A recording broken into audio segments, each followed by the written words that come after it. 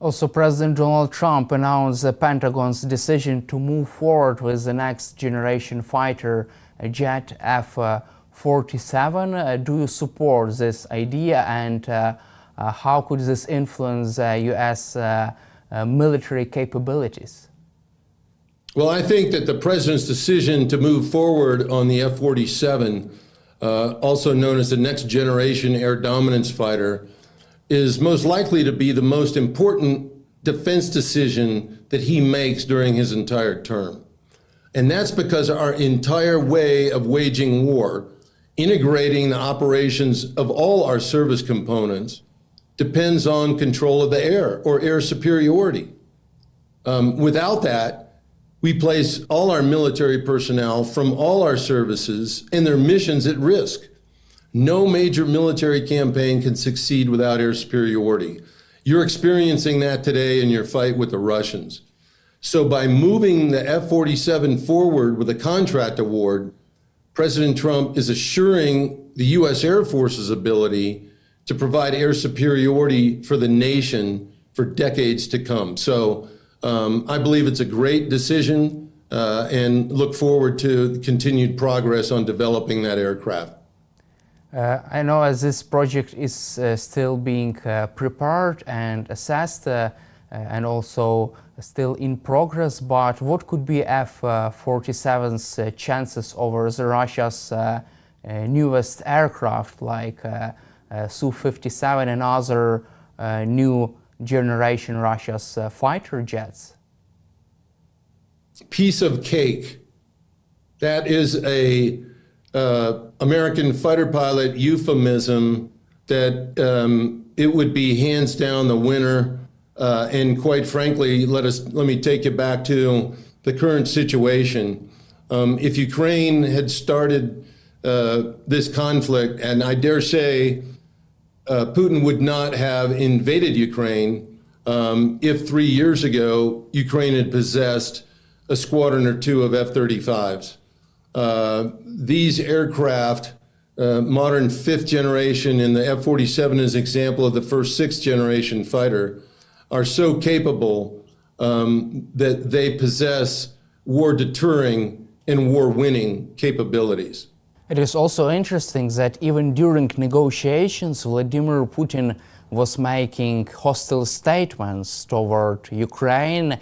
He said that his army would finish off the Ukrainian army, and also he has called up another 160,000 men. This is Russia's highest number of conscripts since 2011.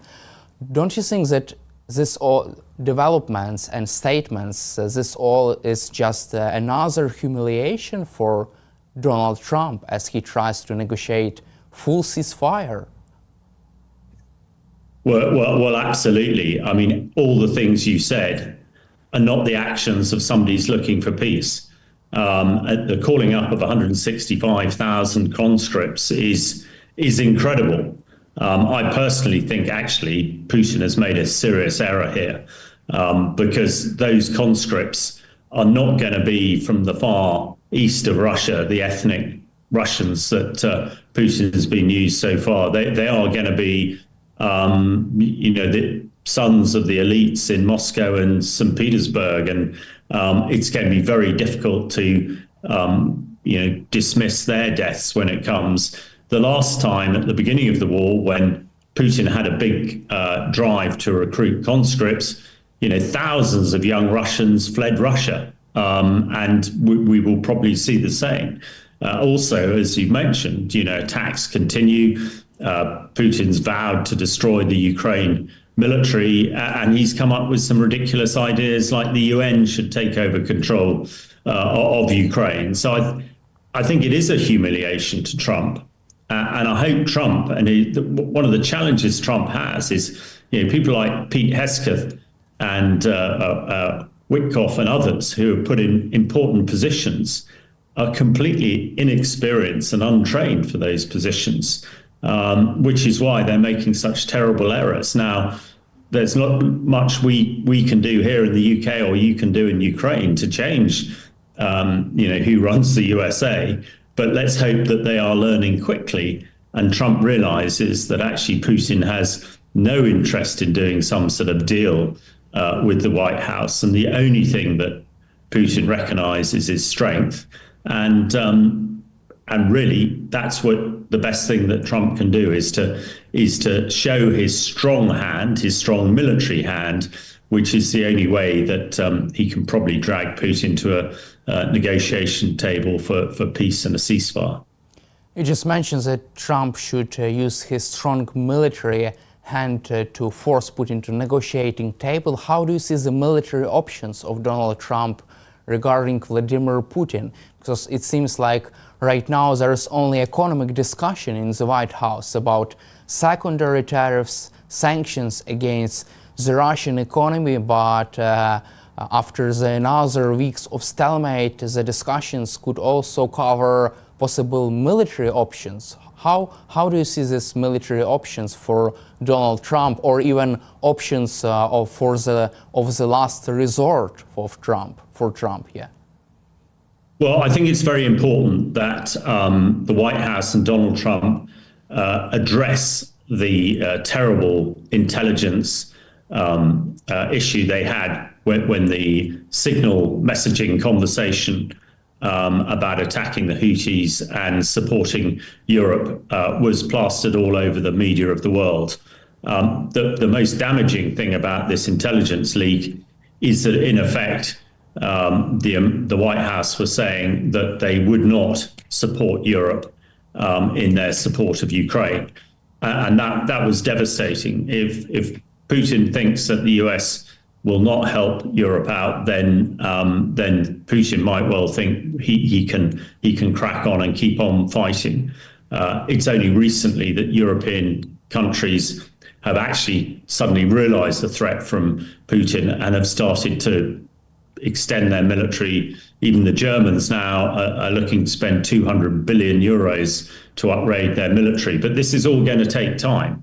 But European countries are now galvanized under the UK and France and are showing a strong hand. But if Trump and the Americans also said that they would be the backstop to support Europe and Ukraine, then I think that would change the metric, change the thinking of Putin. Putin assumes at the moment that America will not get involved in any fight to save Ukraine, because that's what the Americans have said. And I think for Putin, he thinks it's a risk worth taking to keep on fighting if the Americans aren't going to get involved. So they need, ideally, they need to say, yes, we will get involved to support Europe and Ukraine if needed. Also, Ukrainian President Volodymyr Zelensky said that Russia was preparing another offensive operation inside the Sumy region to push forward in the Sumy region, Kharkiv region and Zaporizhia region. What are the Russia's chances for a big breakthrough right now, as Ukraine still sustains forceful and also a big defensive position right now, as Ukraine fights back and also sustains this powerful defense? Well, there are a lot of rumors that Russia is planning to attack into the Sumy region, as you said, and by putting forces there. However, a lot of these forces, Russian forces, are very poorly trained. And I personally think it will be once again the classic Russia sort of meat grinder tactics, where they just throw more and more manpower into some sort of suicidal type assault. And as long as Ukraine has enough ammunition coming in from the West, then they should be able to hold it. I would say as well, in that area, I've been speaking to some of the people in the brigades there. The Russians are again using a lot of chemical weapons. We've discussed it before, their use of chlorpyrifos. I understand they're using it on a daily basis across the frontier, which is their method, their modus operandi to attack. Thankfully, I understand that there are many thousands of British gas masks, respirators, now on the way to their front line. So hopefully that'll enable the Ukraine defenders to fight better with British gas masks. But it is a concern. And the key thing is to make sure that Ukraine has the ammunition to defend against it. This is another area where, Putin is probably feeling that it's worth doing this because the US are not going to come to the aid of Ukraine, which is why in our previous conversation we mentioned it is very important that the US do at least say that they will come to support, if need be, and before the European armies can get to the strength required to absolutely stop Ukraine falling to the Russians. But the summer is going to be a really telling time again, I think. But I'm confident that Ukraine has the military power and spirit to be able to resist this latest potential invasion. Also, NATO Allied Supreme Commander General Christopher Cavoli recently testified in the Congress. He said that Ukraine has already solved its all problems with the lack of manpower. Ukraine has solved this problem. However, Russia still faces such a type of problem with manpower, with other lack of other weapons. What does this mean for this stage of the war, that Ukraine has successfully solved this problem with manpower? Well, I mean, that's really good. And certainly when I was at the Tank Museum yesterday with General Zaluzhny opening the Ukraine exhibition, and there were lots of Ukraine soldiers and British soldiers there talking about the training that's going on. That was really impressive, and it appears that the training is going very well. Conversely, what Russia is not doing is training its conscripts, and an untrained conscript is pretty useless. So I think Russia seems to be unconcerned with casualties. Some figures are saying that Russia is approaching 1 million casualties, which is almost unimaginable, but a lot of it is because they're throwing untrained infantry soldiers, untrained tank soldiers into the front line who just don't know how to operate. And, unfortunately, they get it wrong and they get killed, and they get killed in their absolute thousands.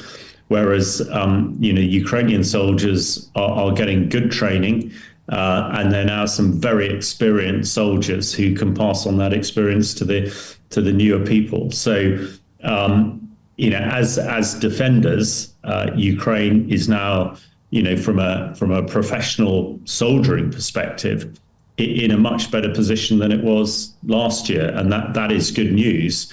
But of course, what everybody wants is the fighting to stop as soon as possible.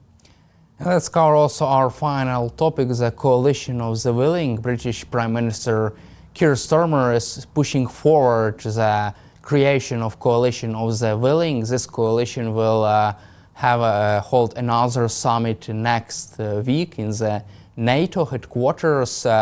What is your take on the current stage of military planning, which is going on in Europe right now? I think the military planning is now pretty advanced, and certainly speaking to some of the British military planners, an awful lot of work has gone on, a lot of progress has been made, lots of training is happening, some of it combined training, some of it individual training.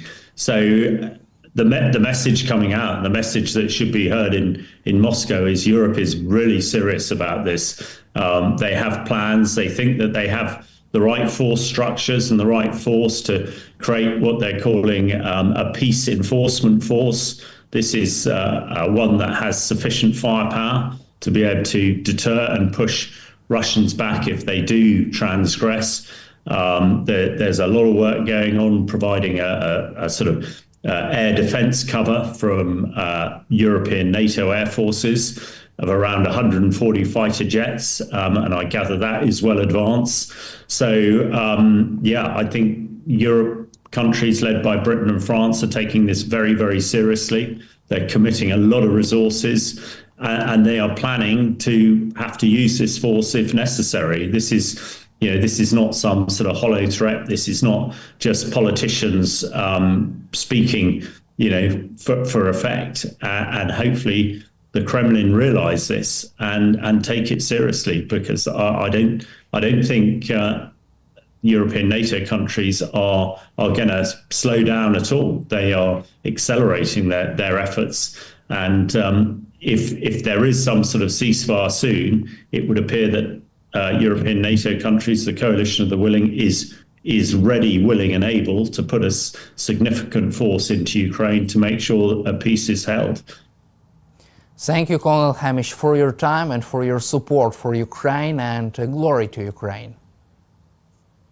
Thank you very much for having me. Glory to Ukraine.